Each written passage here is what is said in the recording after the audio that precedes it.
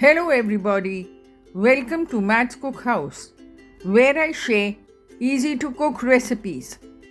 Today I'll be sharing the quick and easy recipe for the grilled paneer sandwich that is hearty, delicious and absolutely mouth-watering.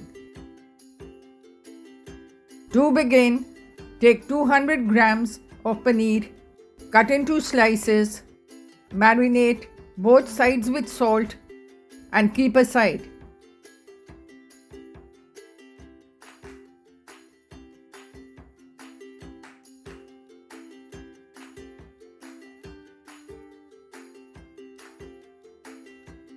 To make the sandwich, butter the bread slices, spread mint chutney generously on both the slices.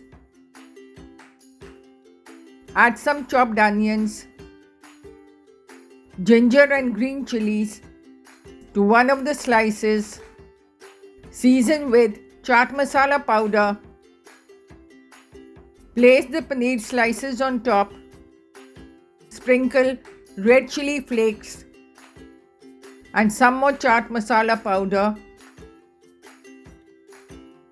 Top it with the other slice. Grease the pan well with oil.